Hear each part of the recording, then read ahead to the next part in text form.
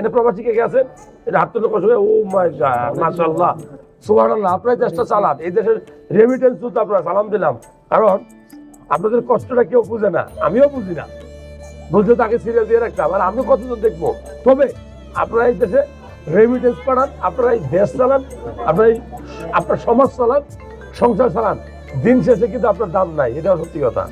কিন্তু সবাই এক না, হাতের পাঁচ আঙ্গুল সমান না, তবে বেশিরভাগ ক্ষেত্রে আপনার নিগৃহীত হন। আপনার প্রথম সব বিদেশ যাওয়ার জন্য স্বপ্ন দেখেন, এটা টেনশনে থাকেন, কিভাবে টাকা ম্যানেজ করবেন, কারা ধরে যাবেন, একটা টেনশন। ওইখানে গিয়ে দেন কইছে একটা কাম করা, ভোগ করা আরেকটা, এই আরেক টেনশন, আইবেন না থাকবেন এই টেনশনে জীবন শেষ। এত টাকা ভেঙে গেছেন, এরপরে যা কষ্ট করে টেয়া পাঠাইছেন, ওই বউয়ে, আন্নারে ভাইয়ে, আন্নারে নিজের বাবায় সব শেষ করে ফেলছে, অথবা অধিকাংশ শেষ করছে। আইসা দেখবেন যে আপনার ঝোলা খালি, অধিকাংশ এরকম হয় না, আপনার মাফ করেন, আপনার অনুভব না। আর ওই দেশে আপনারা ছিলেন, কতটা কষ্ট, ওই দেশে নিজে চিকিৎসা করতে পারেন নাই, ডাক্তারের কাছে যেতে পারেন নাই, ছুটি নাই, ছুটি দেখলে টাকা নাই, অনেক দামের চিকিৎসা, আবার ছুটিও ম্যানেজ করছেন, টাকাও ম্যানেজ করছেন, যাওয়ার লগে লগে আমার ইঞ্জেকশন, কথাবার্তা না করে ইঞ্জেকশন মারছে, ঠিক না বেটি? যাও ইঞ্জেকশন মারছে, যাও রিপোর্ট করছে, অনলাইনে রেখে জানো করে দেয় না, ঠিক না?